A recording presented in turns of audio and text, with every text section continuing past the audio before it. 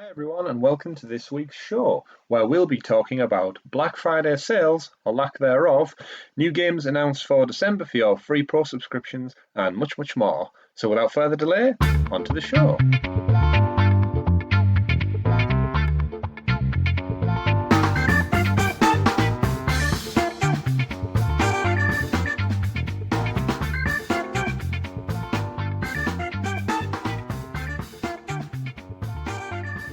Hello gamers and welcome to episode 10 of the Sounds of Stadia podcast. I'm joined by my usual co-hosts in the Stadia seats this week, our talented techie teacher all the way from the mighty Midlands, Mr. Tom. Hello! And the man of many pixels and poor internet connection, Richie. Hello. Welcome to this week's show, lads. I hope your gaming has been good this last week. Now we've all got Stadia, which means we can game whenever, wherever.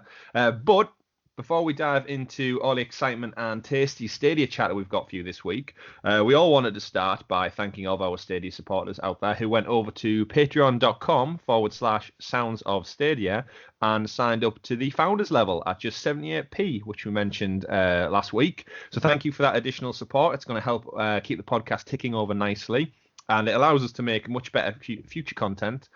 So, for those who are out there still enjoying the show on free feeds, we want to thank you as well. So, thank you for all your first-time listeners and also people who joined us in the last couple of weeks. Remember, you can find us on Twitter at Sounds of Stadia or over on YouTube by searching for Sounds of Stadia.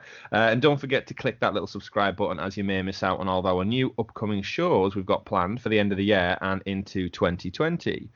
Speaking of which, we have been working to finalise a date, a time and a location so we could actually do a video stream, because we've heard from a few of you out there that you'd like to see our actual faces so you believe that we were real people. You'll be disappointed though. You'll be disappointed though, maybe. So we've locked down a date. We've got Saturday the 14th of December 2019. So just like Stadia, it'll be out by the end of the year. We're just wrapping up our kind of stream layout and the logistics of it all. But yes, Sounds of Stadia Live will be broadcasting soon. So watch this space. That's the show updates out of the way, gentlemen. So without any further delay, let's jump into Tom. The super sexy special Stadia story segment. I figured I'd put a twist on it this week. Oh, I actually thought that as well. I've got a sound bite that I was going to use for it. So I don't know how well this is going to work, but say that again. The super sexy special Stadia story segment, aka...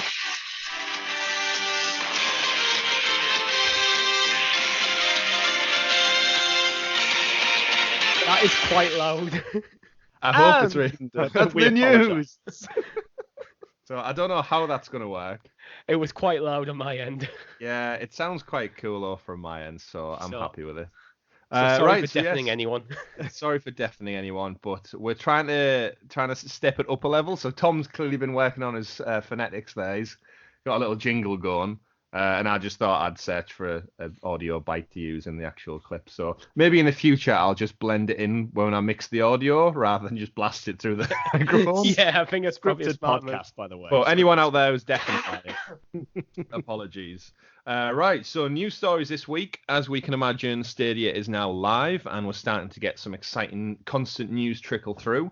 We can talk about the games, but I think the specific news that came up this week, top of the roll, is Final Fantasy. Which one is that? Which one is it, Richie? 9? 15.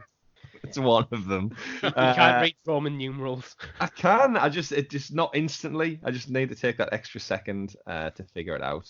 I know it's confusing for everyone out there who's not a Roman.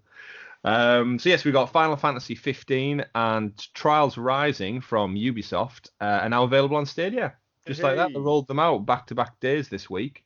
So fantastic. Our games library's got a little bit bigger to the list that we promised. So that winding down date till the end of the year is happening. So I hope to see a few more next week as well. Thoughts on those two games, gentlemen? Very happy 15's arrived. Very much considering playing it again because they've actually released some extra content for 15, which is Stadia exclusive. Oh, wow. I didn't know that. Yes, they've added a bunch of mini games. All right, mini games. I was going to say how in depth are we talking? It's not game breaking, but I mean it might be game breaking depending on what who knows. But no, they've got they've included once again all of the DLC comes with the game for the price that you pay, and in addition you also get a handful of extra mini games that you cannot get on any other platform. See, now I'm tempted because I do have the Platinum on PlayStation, but I didn't bother with any of the DLC.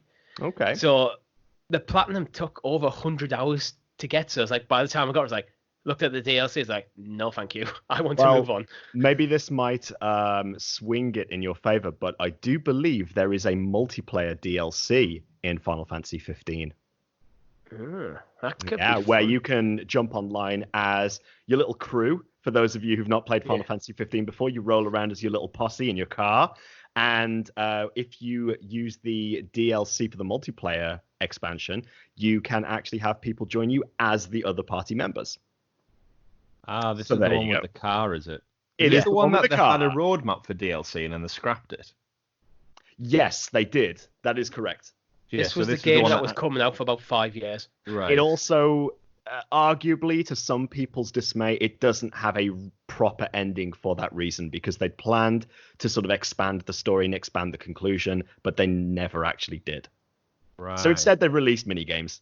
Yeah, I feel like I remember reading something like the director left or someone game producer left part of it. There's a big kind of fallout or something. But yeah, in line with Final Fantasy anyway, I'm sure the new one that's due to come out early next year is also a bit lukewarm, weird with the episodic content. Am I right in thinking? Again, without being a Final Fantasy fan.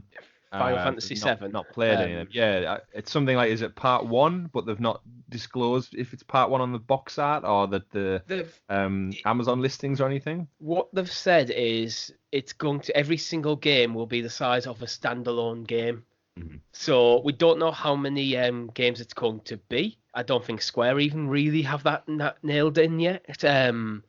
But you can expect, from what I understand, that the first game will be a full $60 experience on its own. Long story short, it is the extended edition of Final Fantasy VII. So for the Lord of the Rings fans out there, eat your hearts out. Right. I like how we start out with long story short about an episodic broken up thing that takes forever to produce and develop. Yeah, it's more long story long, to be honest. Long story long. Extra long. Yeah. So that's Final Fantasy. So both of you, by the sounds of it, may be tempted to get on board with that one. The Trials Rising game. Have either of you gentlemen played any of the Trials games in the past? I may have. I think one came out on PS Plus like a year or two ago, and I jumped in for about an hour. I was like, this is a bit of fun. Then never touched it again. Yeah, it was Trials Fusion, I believe, which is the last incarnation of it. Came out two or so year back, I think. I did the same, Richie. I got on board and played a little bit of it. I had a bit of fun, played it for about 2 hours, I think it was. It's one of those games where there's not too much in-depth about it. It's definitely good for killing a bit of time, but it's obviously it doesn't really have much beyond the actual races. And if they start to get quite difficult, I don't know about you, but I just get a bit frustrated about flipping over and breaking my neck every time. So it's fun to start off with doing all the loops and the flips and the fireworks and everything. But yeah, I think after several stages it kind of gets a bit repetitive. So fun games. I think it's marked up about £20 on the store at the moment. But it's something different. I put Trials Rising in the category of good game, not for me. Yeah, I'd say they're pretty much the same thing. It's a good thing if you want to just have sitting in the background for people just to play a party, that kind of thing, when you've got a few friends around having beers. But other than that, you're not going to sink anything more than like half an hour to an hour at a time in it.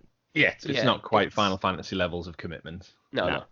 I think it's very much would be nice as a Stadia Pro game, to be honest. So like you have it there, you can jump in, have a bit of fun, but I'm unlikely to actually go out and buy it myself. That's where it should sort of fit in, I think, really. Definitely.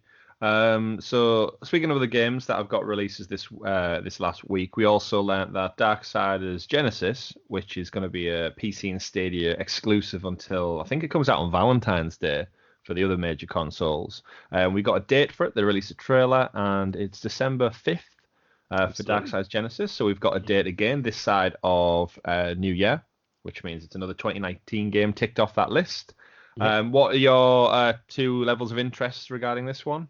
Do you guys have you played the Darksiders games? I have not, no. I've played a bit of one of them. I think it's the one when you played as Death. Okay. But this is, from what I understand, this is different. It is. It's in the world of Darksiders, but it's a different genre of game. Yeah, it's an isometric type action RPG, so it's more akin to Diablo as opposed to the Darksiders experience. So imagine that sort of like top-down, sort of angled isometric 3D in a 2D sort of environment. But I'm tempted, to be honest with you, because I dig the Diablo series. I loved playing 2, played it to my heart's content. Same with 3. Excited for 4. I'm just going to plug this right here, but I really hope that Blizzard do bring their games to Stadia. But Genesis might sort of like fill a bit of a gap for me. So I'll see how it goes over Christmas. I like these sort of games, but quite often, like with Diablo 3, I played through to the end of the story with a couple of characters, but I was never really interested in like the post-game content when you start just grinding gear. That's where I've always dropped out on these sort of games. I've played things like Path of Exile and stuff like in the past and Torchlight, but it's always once I've got like through the campaign, I'm kind of done with it. So that's probably where I would be with this as well.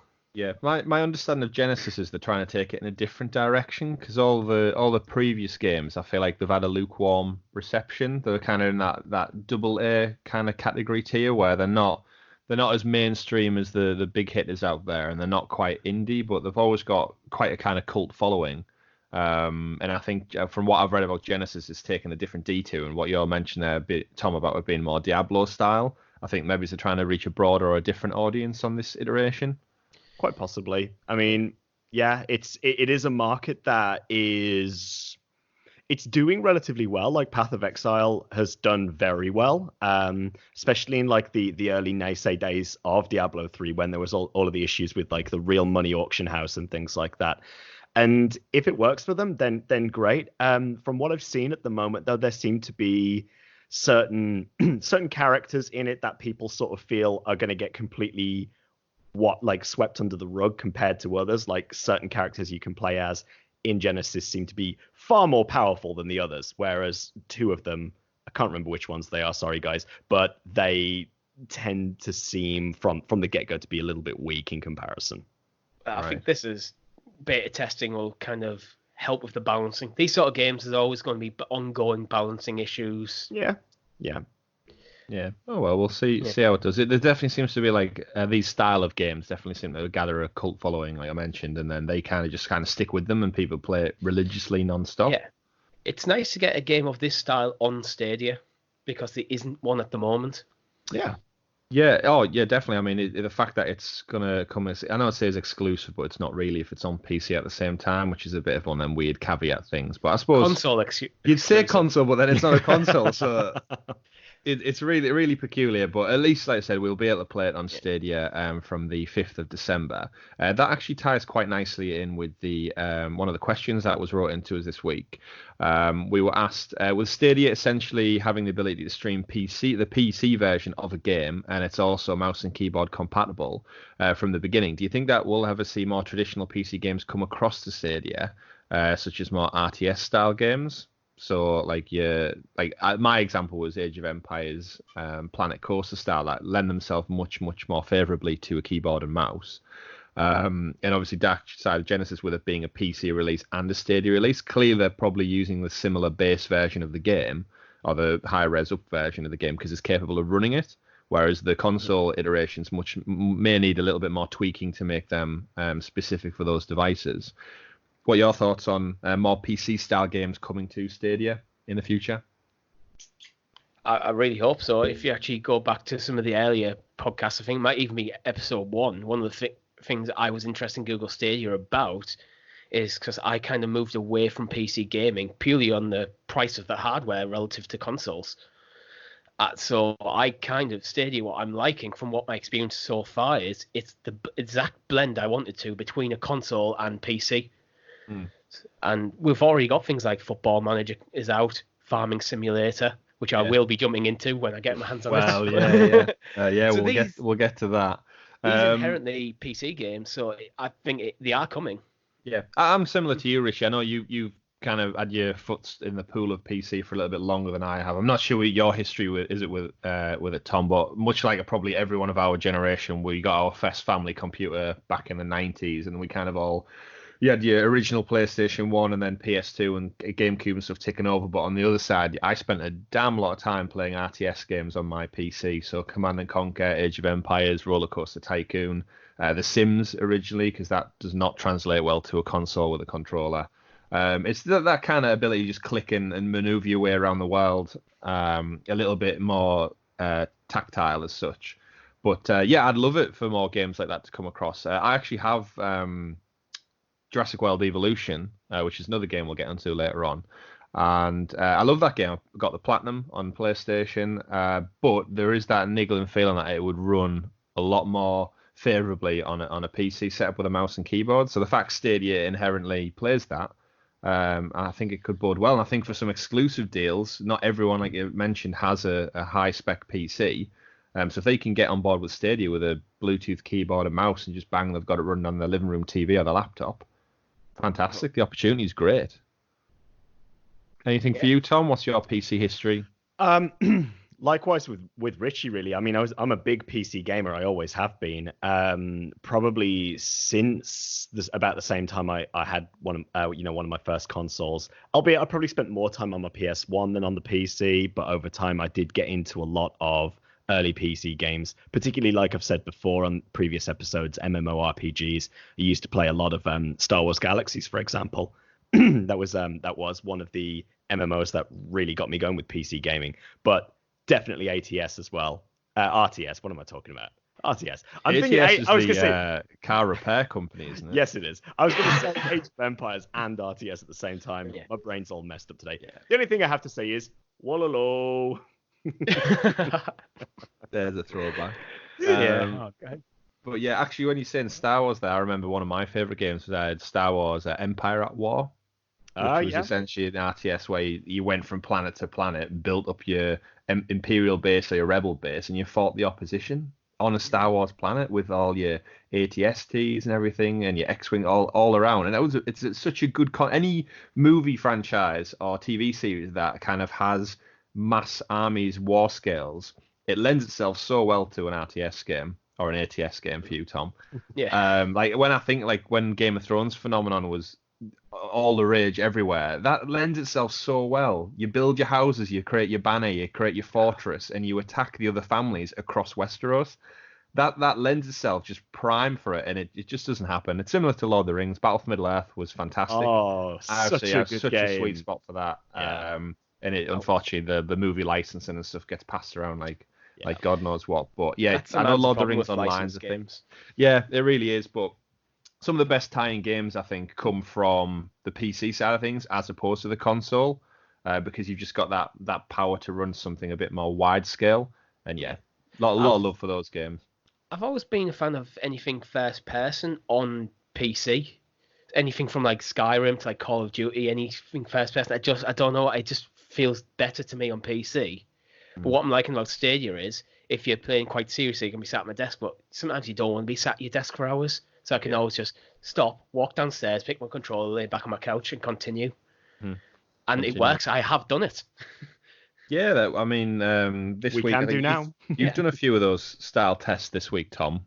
Absolutely. You sent us a couple of videos in our chat group about checking out your pinging from device to device. Absolutely. Found it okay? Yeah, I found it actually really good. I was quite surprised went around to visit my family and tried it out on their TV and on one of my mum's old laptops, and it worked very well. The only thing I would say that I have noticed from my own experience now is that the version I get on the Chromecast seems to be much better in terms of performance than if I take it to a PC or laptop via the Chrome browser. I think, Richie, you said you had some experiences like that as well. Yeah, I've had my laptop. I've actually been house sitting for my parents for the last week and a half. So I took one of my PC monitors, put it on their coffee table, had my laptop next to it, and I had my Chromecast plugged into my monitor. And through the Chromecast, I get better performance. Yeah, it's quite strange that it's like that. I took the dive last week and bought the ultimate version of Assassin's Creed Odyssey, so I've been playing through that again and loving it once again. And I started playing it on the Chromecast. Fantastic, really, really good, no issues whatsoever. Threw it over to my PC, which arguably shouldn't have any performance difference because of the way that Stadia works. But I did notice on my screen that I was getting a lot more pixelation in terms of just playing the game. And it wasn't unplayable because Assassin's Creed isn't one of those titles that is going to be like that. But it was noticeable. I was thinking about this actually, and I was wondering if it could be something to do with the network adapter, with Chromecast being very much designed for Stadia, where everyone's network adapter in other hardware will be completely different from piece of hardware to hardware. It might be interesting to get a comment on Google from that, so I might drop them an email and just talk about, network performance depending on hardware specifics as well, because as you say, both devices I've got are hardwired, like Ethernet plugged into the device, so it shouldn't realistically be a difference. Yeah. What I've actually found is on my PC, I have pretty rubbish internet. I usually get between 15 and 20 megabits per second. On my PC, on my laptop, going through like a wireless connection, Destiny was kind of unplayable. With my Chromecast on my TV, perfect, 1080p, not an issue. So even at fairly low internet speeds through a Chromecast, so there is a definite significant improvement in performance with Chromecast. Yeah, I've not had any issues with Chromecast over the last week. It's worked flawlessly. Like I said previously, 4K HDR, amazing, like totally surprised. I have jumped onto my laptop a couple of times to play the same game. The only issue I came across with my laptop running on Wi-Fi was whilst I was playing Tomb Raider, there was some interesting moments where it was only about every 10 minutes, I'd say, or something. She just decided to wander off to the left or the right. Almost like there was like the thumbstick was stuck in a certain direction. So I'm hoping it's not the controller, and it was just that particular interaction I had over that Wi-Fi connection. But yeah, you just be climbing around, doing some shimmying up ledges and such as she does, and then randomly just walks left. It only happened for like 3 seconds. She just take a couple of stops left, and I'd obviously pull the controller in the opposite direction, and then eventually she'd jig back into me being in control. But yeah, that's the only kind of hiccup I've had, but it didn't really bother me. It was just every now and again I had to be conscious of not just walking off a ledge and falling down a cliffside. But that could be quite problematic in Tomb Raider. In a Tomb Raider game, yeah, definitely. So once I was aware of it, I made a point of not loitering near the edge of a cliff. But that's the only issue I've had over the last week of playing it quite extensively. I'm getting quite far through the old Tomb Raider Definitive Edition now. Nice. Cool. So that brings us on to other releases then. We've also got Borderlands 3 is coming in December. They haven't put a concrete date on it yet, but it is coming. So again, another tick on that 2019 box. Yeah, I think what they've said is, they haven't said this very well, but they have said it, that they are kind of releasing the games as they get certified. I think that's why they're not putting solid dates on things. Like, yeah, it will be done this year, but it's kind of out of their hands a bit. Yeah, you'd like to hope that the file is just there ready to go live. Yeah, it will be. I think this is why you're getting suddenly a random drop, like Final Fantasy 15, Trials Rising, a few other games that just went, and here it is. Yeah, I think as soon as they get that certification, when they just hit the switch, and now it's there. I hope it's also the PC base that they're putting on Stadia as well, because episodes ago I talked about performance issues when I've been playing Borderlands 3 PS4. Albeit they've thrashed a lot of that out now, but the PC version just runs so much better, and with that 60 FPS as well, I'm really hoping it comes PC. Yeah, I would have thought so, just for the pure fact that you can use mouse and keyboard, or controller on the PC version, which I don't think you can. Can you? You can't. Not on PS4. No. Yeah. So fingers crossed. Fingers crossed. So that's another AAA game that's going to be in our collection hopefully soon. Soon enough. I mean, we're in December now, so coming in December can be anything from tomorrow all the way through. Yeah. And we did get a nice little story of a new game coming to Stadia, a little indie game called Splitlings. I think that was picked up by StadiaSource.com. It was a YouTube, I think a tweet or something, or a YouTube video came out from the developers of the game. Don't know if they were allowed to say that they're coming to Stadia. Seems very odd that they would just mention it with no kind of just a random indie game dropping on it. But apparently they're there. I've had a look at the YouTube video. It looks like a fun little kind of couch co-op style game. Thoughts on it, gentlemen? You both had a glance at it as well. Looks fun. Looks fun. Tom? Yeah, again, it's one of these titles that I think could be a nice little party game. You know, you get your mates around, pizza, that sort of thing. Just have a laugh with it, whack it on. Yeah, I'd be interested to see if what the pricing would be of the indie games, because naturally we associate them with being a cheaper product to pick up and play. So I think if something like this came in at like the £4-5 mark, it'd probably do more beneficial, similar to the kind of influx indie games had on Nintendo Switch once that launched. That suddenly became the go-to place for indie titles, and I think Splitling's been potentially one of the first games to come to Stadia is hugely beneficial for itself because it's the only one of its type out there, and it's not kind of lost in the weeds with the other.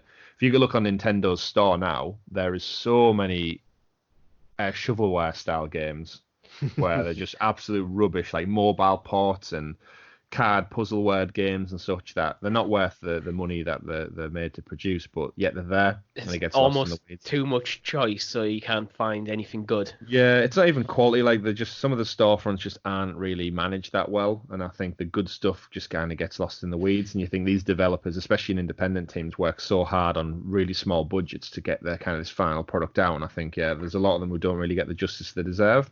And hopefully this coming to Stadia means it's going to be up there with what the other 18 plus 20 odd titles we've got. Now, one thing that's... Sorry, go on. It'd be interesting to see how Google handle the storefront as more games come out, because at the moment there isn't a huge amount of stuff there, so it's easy to keep it nice and neat and tidy. But when they start getting lots and lots of games coming through, how will that then handle it? Because what things like the search functions, will you be able to filter by genre? How will these things start being implemented? Yeah, definitely. Okay. One thing I was looking at with this game as well, just checking out the Steam page, is it actually comes with a co-op level editor as well, which would be quite nice on Stadia. If you could just like jump in with your mates too and just create some stuff as well. So I'd like to see how that would build into the way that they get everything working, really. Quick note on that. Have you guys taken any screenshots yet in games on Stadia? One or two, yeah. Yeah. Yes, I quite like the fact that I can just pull them straight up on my phone and I've got them there. That's pretty cool. I do need to implement the way to save the screenshots though to your gallery, because I've noticed the only way to do it at the moment is by screenshotting your actual screen, which you always lose that bit of fidelity once you're screenshotting, because your camera capture is not designed to pull through the full like quality level. I think they need to change for me the video capture side of it as well, rather than just you press a button, you capture the last like 30 seconds or whatever it is. Can I not just set a start point and an end point? So you just start capturing my gameplay, and when I'm done, stop it. I'd imagine this stuff's going to be coming in the future once they roll out more features. Because... You say that, but on PlayStation and on Switch, I don't know what's like on Xbox. It's literally just capture the last 5 minutes or whatever it is. True, but I think the way Google have kind of propositioned this with the whole tie-in with YouTube and such going forward, I'd hope that it is a case of for content creators like ourselves out there, it's just going to be set your start and end time and then just cast, and it just does it. Maybe it's with a camera hooked up to it somehow. Having quite a robust recording system in there that you can very quickly get it onto your YouTube channel would be very good for them for that reason. Yeah, and I mean they own YouTube, so they are literally the biggest pioneer out there of video capture and streaming and stuff. So it's in safe hands, I think. But what you mentioned there, Richie, about the storefront and all of the layouts and apps, we had a new story come out this week specifically for Friday in relation to the storefront, because everyone, I believe, that I'm aware of, was looking for some particular Black Friday deals. That did you pick anything didn't up? materialize because again, if we link over to the particular news story that I found, so I clocked this on, it was actually on launch day, and it's Grace from Google on the community. She actually said that there would be some sales and keep your eyes peeled for them, which naturally led to everyone thinking, they've said there would be more deals. And then she's had to come out and clarify. She said, "Hey everyone, there seems to be some confusion around the Black Friday deals. We started them at launch, and they'll continue through Black Friday weekend. The sale end times are noted in the Stadia app, so don't miss out on the opportunity to take an advantage of these deals." Yeah. So, some choice wording there, but I don't know about you guys, but it seems like the initial launch pro deals that have been there from the 19th of November. Do we believe that they're the Black Friday deals? Cop I out. think Absolute there's cop out. Yeah, I'm with Tom on that. I think there's been some probably miscommunication. I'll give Grace the benefit of the doubt. I think there's been some internal communication.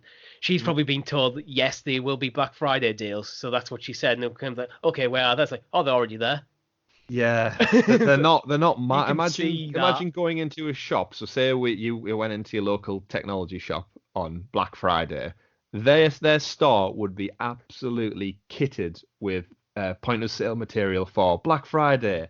All the banners, the logos, the price tickets, everything will be absolutely covered in Black Friday information.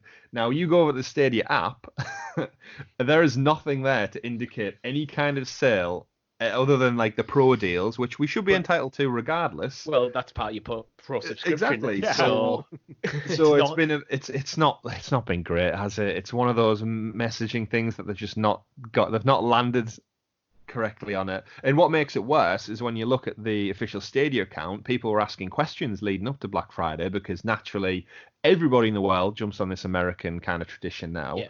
And they're all waiting for it. They're all holding on to their money for Black Friday, thinking I'm going to snag me a deal. Thomas Owen actually tweeted out the direct Google Stadia account, well, will there be any Black Friday deals on games for Stadia? The official account replied to him on November the 28th, "Hi Thomas, thanks for your tweet. We'll have exciting offers for Black Friday.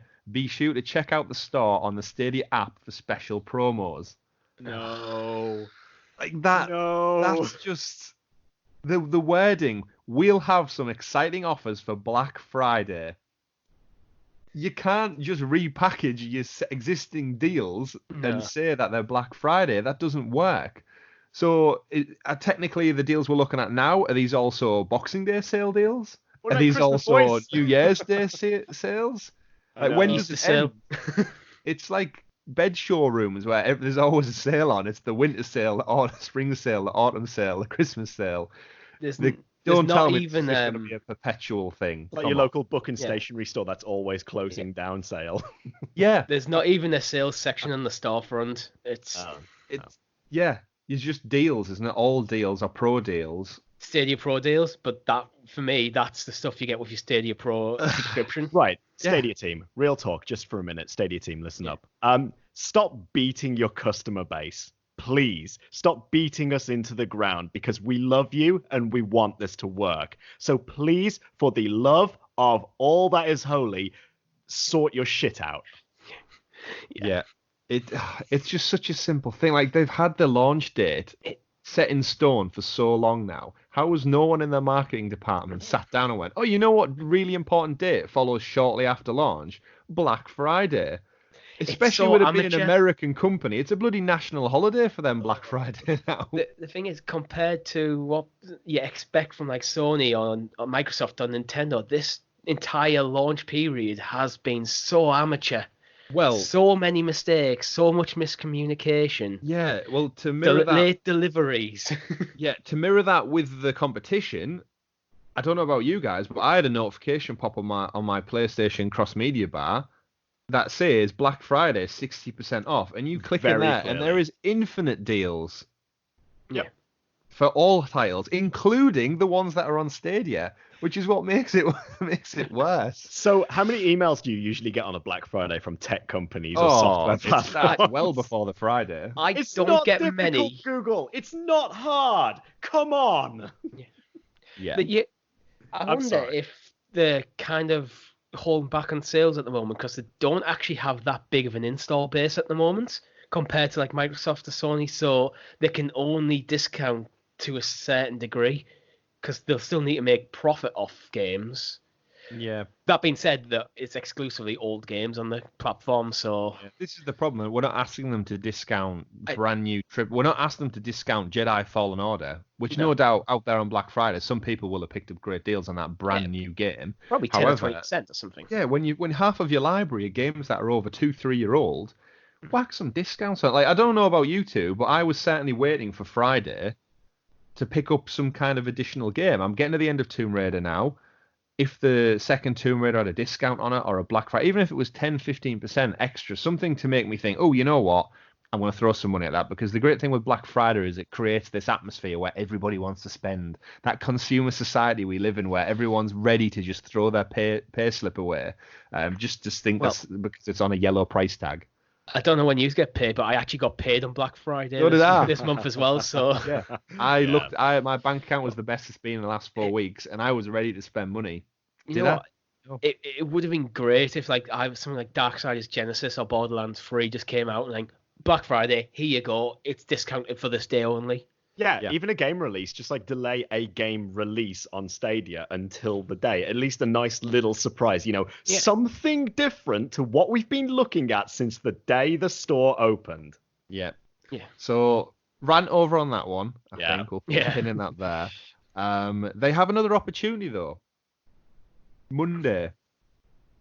Cyber Monday. Yeah. You are on a digital platform selling a digital-only device. Your entire customer base is using their mobile phone, another digital piece of equipment, to purchase items from your game store.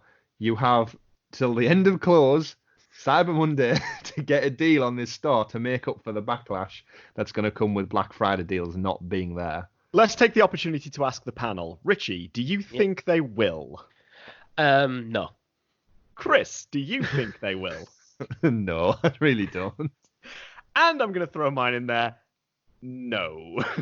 Sorry to be pessimistic, but there is an opportunity for redemption. I don't think it's going to happen. Yeah, there is surprises. Cyber Monday, he's a new game. He's a couple of new games. Again, it was last Monday and Tuesday we got the Final Fantasy and Trials drop, so... Speaking of which, I have just had an email from a different platform saying, don't forget Cyber Monday tomorrow. So, actually, I've got an email as well. Shall we just check if this is the most ironically timed thing ever? No, mine's not. Mine's Patreon. Fine. Who's yours, Tom? Name drop them. No, mine was shame them, but it's not shame. It's not. No, mine's asking Google to do this. It's very much not shaming. Yeah, I just had an email from Blizzard. Cyber Monday sales. Straight in there. Yeah. I don't get a lot of these emails because I unsubscribe to a lot of things. Yeah, that too. Saves the disappointment when you don't get it. Yeah. Definitely. But I think we'll move on from that topic because if you can't tell, we're all a bit sore on it because we wanted to spend money. That's the worst part. It's not that we wanted anything for free. We were willing to spend money on Friday, and you've lost. Before we move on, I'm just flicking through the Stadia Twitter account, and there seems to be a lot of replies to people having problems. I think with the Premier Edition delivery. There's a lot of have you received email and tweets from Stadia, have you received your code? And it's like, okay. Luckily we're founders and not Premier Edition. So for those of you new listeners who are Premier members, welcome. And also, sorry for that rant we just went on for about 10 minutes, but welcome to the club. And yeah, actually, funny you should mention that, Richie, because another news article that dropped this week was Google is making Founders Editions of Stadia available to purchase for anyone who originally cancelled their Founders Edition through error or fault. I think it was you had a delivery mix-up or your direct debit or your payment got cancelled. They're sending emails out to old founders and say, I know you missed out. You missed your opportunity due to whatever reason. Would you still like it? Because we've still got some left in the warehouse. So apparently, if you were one of the original founders who bottled it or cancelled it or through mishaps lost out, check your inbox because Google may be getting in touch saying it's still sat there with your name on it. And if not, get in touch with them. You might be able to blag us. Yeah, you might get it before the Premier members. I actually found what I was looking for, and Google Stadia, as Twitter has said, sent a tweet out replying to someone saying, "While we don't have any news to share for Cyber Monday sales, our Black Friday sales have started at launch and they'll continue through Black Friday weekend. The sale end times are noted in the Stadia app, so please don't miss the opportunity to take advantage of these deals." Oh, please move on before I rage. That was November the 30th, so that's wow, that's okay. That's irony in its biggest sense. Okay, right. Okay, anyway. Right. On to positive stuff, we've got our free games for December. They were also announced in the last week. So we got 2 game launches and our free games for December. They are, to both mine and Richie's disappointment, Tomb Raider, the definitive edition, and also 2 games, which I don't think we expected 2 per month. Farming Simulator 2019. So a little bit to unpack with this particular one. Originally, straight away for me and Richie, I don't know about you, Richie, but I was like, shit. The game of all the library games that I'd opted to purchase is the one they give away free 2 weeks later. Your thoughts on that, Richie? I was exactly the same as you. And bear in mind, I actually only purchased Tomb Raider when I did because the Destiny 2 servers were down when I actually got hardware. So I thought, it's a game I thought I was going to play through all 3 Tomb Raider games anyway. I've only played through the first one. I thought, okay, it's literally the cheapest thing on the store. Yeah. I'll buy it. It gets me a chance to test out the hardware while Destiny servers are down. Mm-hmm. So you've got to laugh. You've got to laugh. But you did get a refund, correct? Yes. I just went through the normal refund procedure and it was pretty much instantaneous. Right. So we mentioned it last week that, the refund policy is very similar to the competition out there. But if you go onto the Google Stadia app, find your game list, and there should be an icon for a refund option. And the rules that stipulate that around it are if you've played less than 2 hours of the game and it's under 14 days, you get a refund pretty much instantly, is what I've seen from other people online who've purchased things and then opted to refund them because they've not enjoyed it or for what other reasons. My scenario, a little bit different. I must have put quite a few more hours into Tomb Raider than you had done, Richie. I'd owned it for 6 days at the time this news dropped, so less than a week. And my refund option wasn't there in the app because naturally I'd superseded the 2 hours that were required for a refund. Not happy in the moment because obviously it's essentially cost me £8. Not a great amount, not going to break the bank if I'm honest, but that money could be reinvested in Black Friday. Not in Black Friday sales. Maybe Cyber Monday could sales. Be reinvested back into the Stadia Games library. So I actually spoke to someone called Ken over in the community management team or the help center place. He offered me a refund straight away, so credit to them there. I think they've been quite upfront and center with, we'll give you the money. My argument back to Ken, not argument, he was a nice guy, was that I want to keep playing the game. If you refund the game to me there and then, I no longer have it in my library. It gets stripped out pretty much straight away also. With being not the biggest Destiny 2 fan, I wanted something to play throughout the week. So I'm currently hanging fire on my refund. And he did say he'll get in touch with me regarding it because it was clear that there was probably going to be a few people emailing or notifying them or asking for a refund. And Google has since clarified that, anyone who purchased Tomb Raider on the initial launch can have a refund regardless of how long they've played for, which is the right thing to do. I totally believe. But my scenario is going to come into play when now the free games should be rolling out at the start of December. If I get in touch with them again, will I get an £8 back? And will my save file be affected? That's where I was just thinking about it. Would it actually cross over? Is your save sort of like linked to your account, in which case it doesn't matter which version you've got? Time will tell. Exactly. I think we're only a couple of hours away, aren't we? In fact, I think it's about 4 p.m., 5 p.m. UK time that they're actually adding the games to the store 1st of December as time of recording. Yeah, so potentially. So fingers crossed that I'll be able to just get back in touch with them, say, right now the free edition is out, do me a swap. I'll swap you the paid one for the free one, I'll get my £8 back, and I'll be able to reimburse that back into the Stadia library on Cyber Monday, hopefully. Yeah. Hold my breath. But in terms of the pro deals, it's great. We've got our 2 new games. I don't know about your thoughts, gentlemen, but they didn't set the world on fire for me. I don't know what, I don't know what I was hoping for, but... Well, I was hoping for maybe if you're going to bring out a Tomb Raider game for your pro deal, maybe go for the newest one, not the oldest one. And that might the newest one to buy isn't the older ones. the newest one isn't a new game. It's a couple of years old at this point. And Farming Sim, I have no experience with it, but it's a very niche game. I'm gonna play it. We should definitely stream it on the 14th. We should make our own little. I wouldn't have even contemplated buying it ever because it does just not appeal to me. But I'm gonna play it because I have it. But our principle, it's free. Why not? It's gonna lend itself to mouse and keyboard quite well, I believe. Back to any simulator style game. But back to that. So I'm looking forward to playing that. So far, to be honest, I think the pro games have been underwhelming. Bear in mind, Destiny 2 is effectively free to play on all platforms nowadays, barring the addition to the add-on content. So you do get the add-on content, you get the season pass. That's effectively what you're getting in your pro subscription. And Samurai Showdown. Again, it's a fight. It's a game. Either you're in the fight or you're not. Yeah, definitely. And but if we stack that up against the competition then, so the PlayStation Plus and Games with Gold were also announced this week. Xbox Games with Gold has got 4 titles. They've got Insane Robots, which I couldn't find an Amazon price for. You've got Jurassic World Evolution, which is a fantastic game, clocking in on Amazon about $17.99 on average. Castlevania Lord of Shadow, about £4.39. And out of nowhere, Toy Story 3, the video game, which when you try and actually find it on Amazon, I think it's quite rare now because it's got that Disney factor to it. It actually varies from, you can find them from £16 on Xbox all the way to PlayStation 3 variants for up to about £40. But again, I'm sure these aren't being purchased for collector's editions. And then the PS Plus games is Titanfall 2, which you can pick up for a minimal £3.75, which is a fantastic price for that game if you've not played it before. The campaign's amazing. And then there's Monster Energy Supercross, which I know you endorsed, I think, in one of the earlier podcasts, Richie. Monster Energy Super Dream Supercross. That one clocks in about £13.28. So collectively, financially, they're not too dissimilar, I'd say, across the board.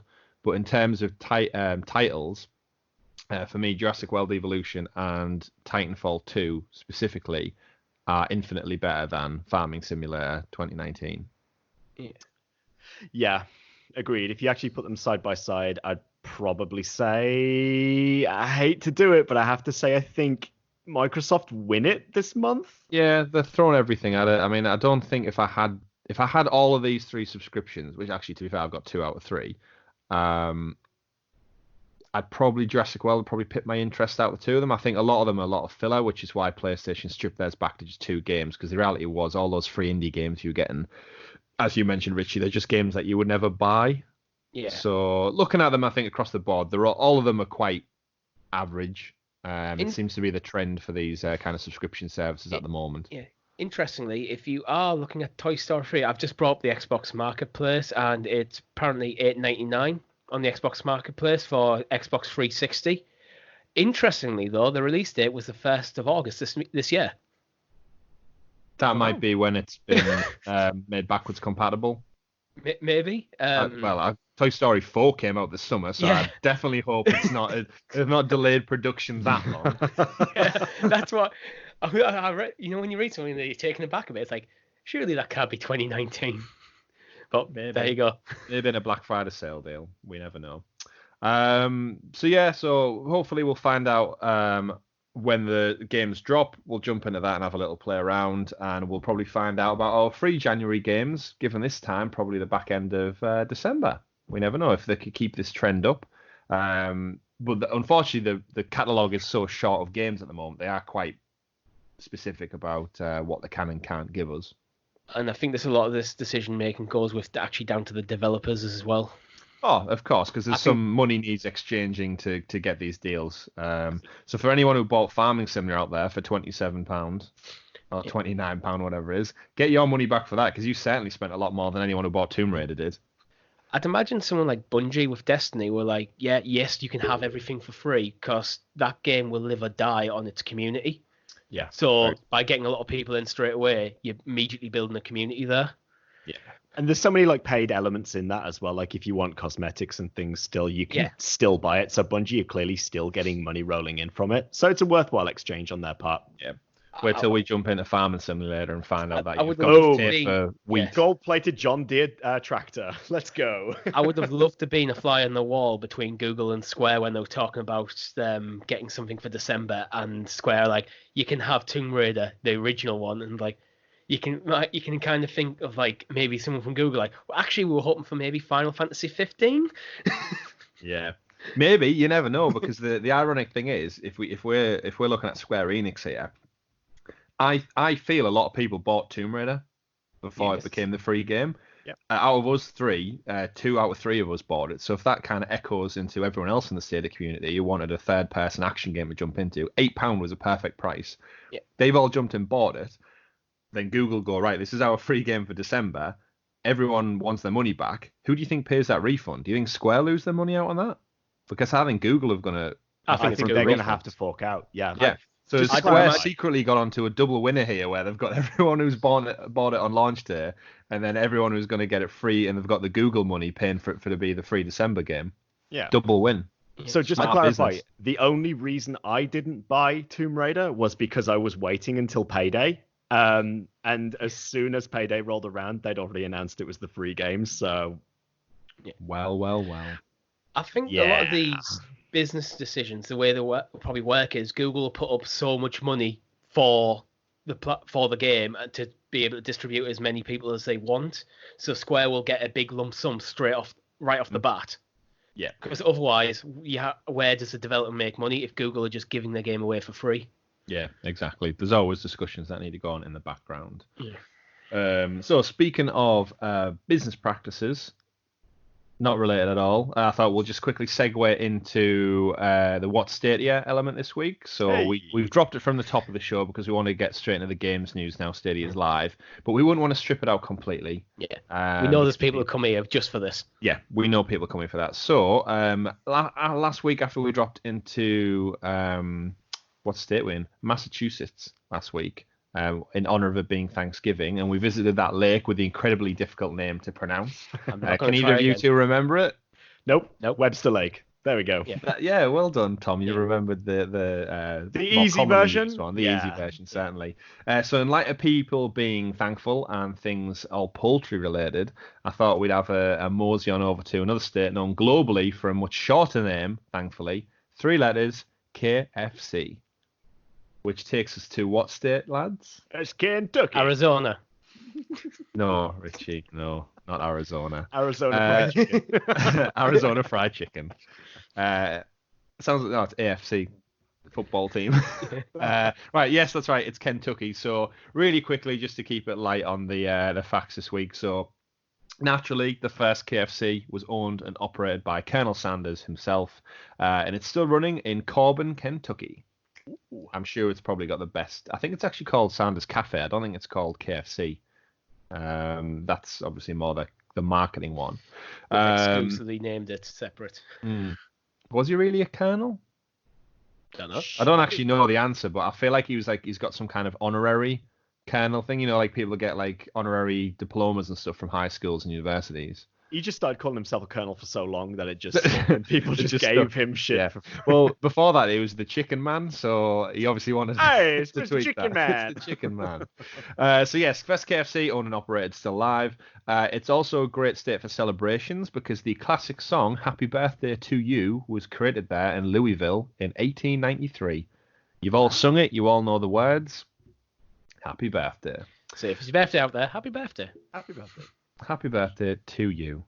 And the largest amount of gold stored anywhere in the world is in Fort Knox, Kentucky, where more than $6 billion worth of gold is held in its underground vaults. I did not know Fort Knox was in Kentucky. I had no idea. You would if you'd seen the movie Goldfinger, the 007 classic, because that takes place in Fort Knox. I don't pay attention to semantics of the state. I just know it's Fort Knox. It's as simple as that. Fort Knox, exactly. And then, interestingly enough, this feeds back to a previous episode. I feel like it was episode 2 or 3. Kentucky Legend says that the first cheeseburger was served at Cowlin's restaurant in Louisville in 1934. Whoa, exactly. Whoa. Hold on a second. You finish that thought, Chris. You finish that thought. So, those of you who remember previous episodes, a certain restaurant in Denver actually patented the cheeseburger. They didn't make any. Later. So, apparently, it was made in Kentucky first, but they weren't smart enough to patent it. So, that honor goes to Denver. Wow.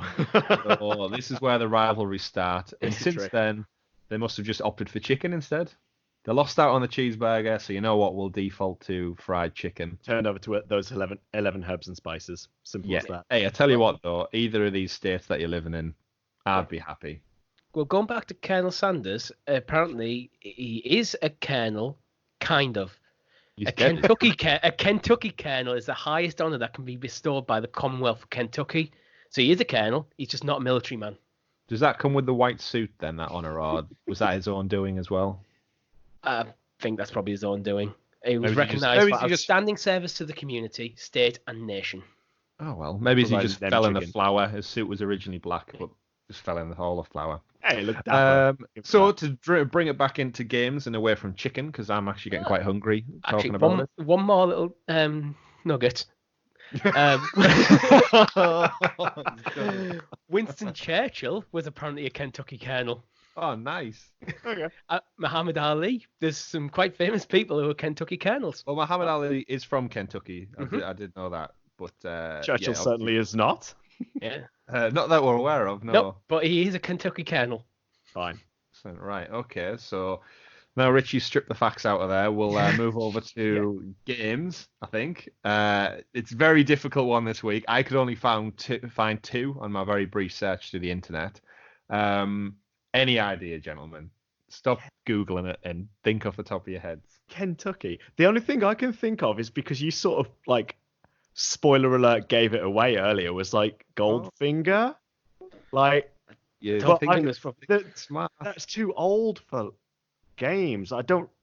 So this is where if you were listening to the 007 podcast, which doesn't mean it's a separate podcast about James Bond, our seventh episode, which you should definitely go and check out because it's one of the lesser listened to episodes on our docket, but it's probably the best and most carefully planned out, intricate one with puns and names and such. Yes, Tom, Goldfinger, Fort Knox, Kentucky took place there. The aforementioned game 007 Legends, which jumped around between about 4 or 5 different. Oh, okay. All right. Fair enough. I like what you're thinking, because that is totally correct. The other game, which I don't think anyone will ever get, I found was Kentucky Route Zero, which is a magical, realistic, episodic point-and-click adventure game. Oh wow, that's a game. I'm sorry. What? Although I'm very aware, for those who haven't seen, it's not on my list, but I definitely know it exists. The I Love You, Colonel Sanders finger-licking dating simulator. The dating sim. That has to be set in Kentucky, right? It's Surely literally it the sexiest looking Colonel Sanders I've ever seen in imagine. anime form. I don't know what you do in the game, but I know you have to chat to him and flirt with him, and I presume end up going out with him. Maybe. I've not looked, but check it out. I Love You, Colonel Sanders. I think it's on Steam at the moment.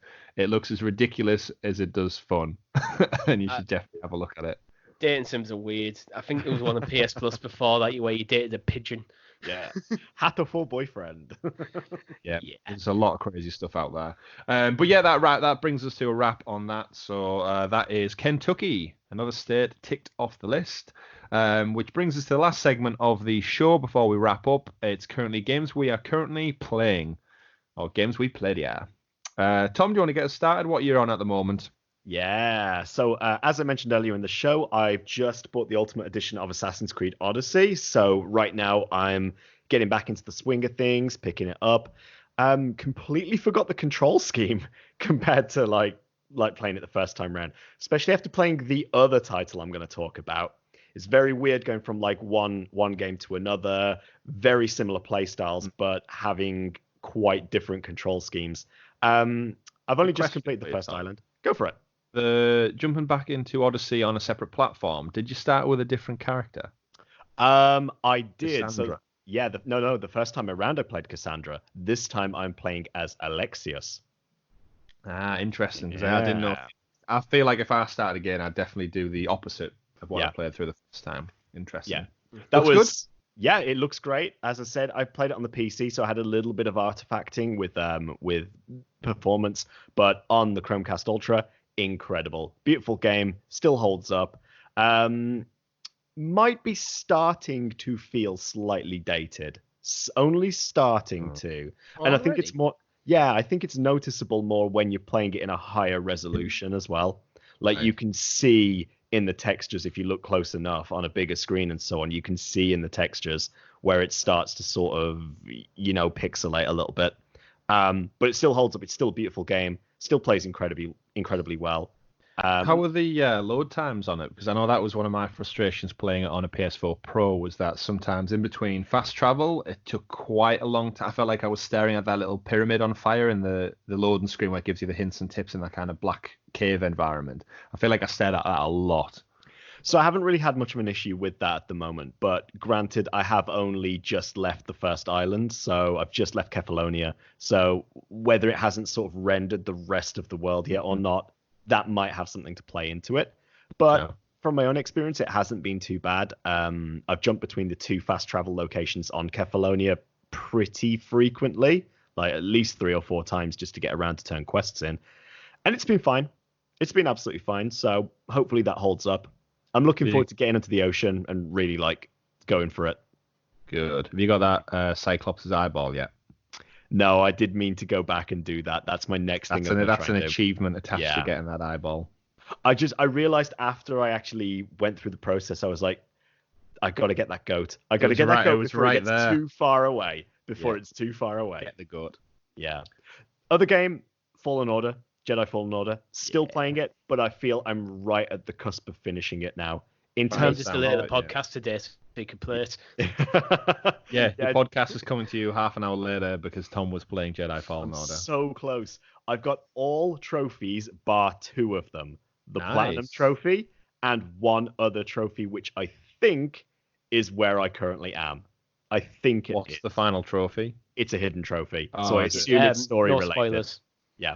I'm trying to think, because I got the Platinum during the week as well. Thoroughly enjoyed it to a point where I wish there was more. That's what's annoying me. I finished it and now I'm like, which is, if it came to Stadia, I'd buy it straight away and play through it again.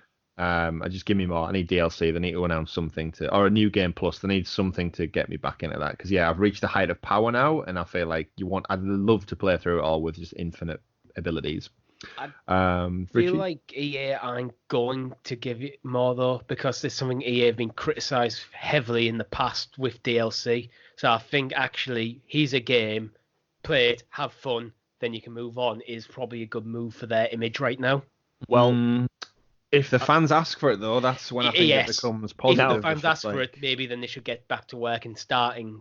But the one thing I want to jump in and say right here is, with only Chris out of the 3 of us knowing how this concludes, because like me, Richie, you don't know how this game ends yet. I don't know how the game begins yet. I have it. Well, I haven't played. A long time ago in a galaxy far, far away. I don't know. We're all Star Wars fans, and I don't want to get too off topic, but we know what happens to the Jedi. So there is only so far this story can go. It's a big universe out there. It is a big universe out there. I want to see DLC for it, or I at least want to see Fallen Order 2. It's a definite. It's an absolute must. They've got about another 2-3 years left on the license, I think. But the way this one's titled, so it's Star Wars Jedi: Fallen Order, which means it's like the brand, the franchise is going to be Star Wars Jedi. So the next one will be Star Wars Jedi: whatever it may be. Yeah, Star Wars. Yeah. An interesting idea for a setting for a Fallen Order 2 could be, if you remember at the end of Last Jedi, you had that kid using the Force pulling the broom. So if you set it in that era, you've opening up the world, and we know with Rise of Skywalker is coming out this month. We don't know how that's going to end. Well, but it's looking like people with the Force are propping up again all over the galaxy. Yeah, so it'll be interesting. Play through the game, and then you'll definitely understand. I think that it's a big enough scope that you can put these things anywhere. But thoroughly enjoyed it. Definitely want more.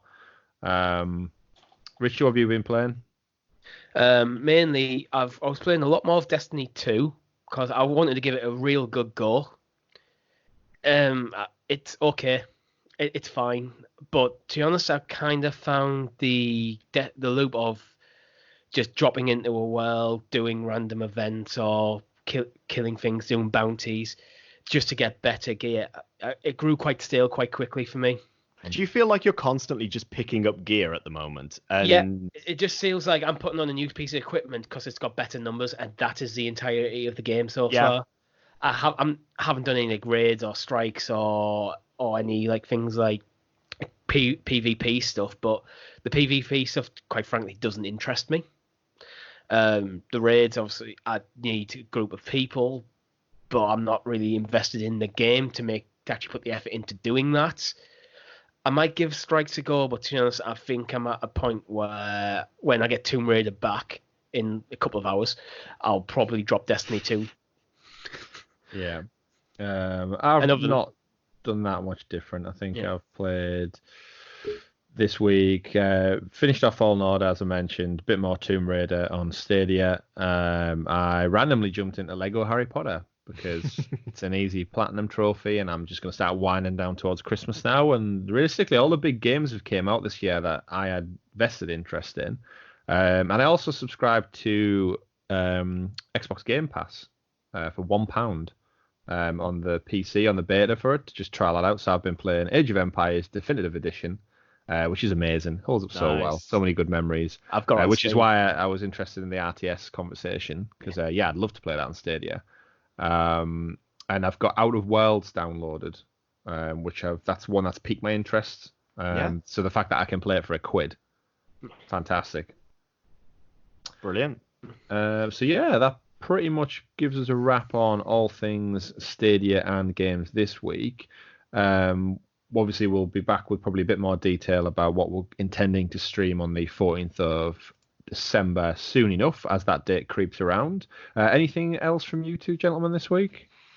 Nothing at all. We need to have the conversation about where we're going to be doing the streaming. So as soon as we've decided the internet, on the internet somewhere, you'll find us. Just search for it. You'll find it. No, we'll announce exactly where, so you can make sure you've got that in your diaries ready to find us, and we hope to see you there. Yeah, just keep an eye on the Twitter and the Patreon. You'll hear the announcements through there. Yeah, definitely. So brilliant. That's all we've got time for on this week's show. Thank you to everyone out there for listening. Remember, you can find us on all major podcasting platforms, and now you should even be able to ask Alexa or your trusty Google Assistant to play Sounds of Stadia if you like to hear our sweet, sweet voices echoing throughout your homes. You've also got no excuse now, because we are everywhere.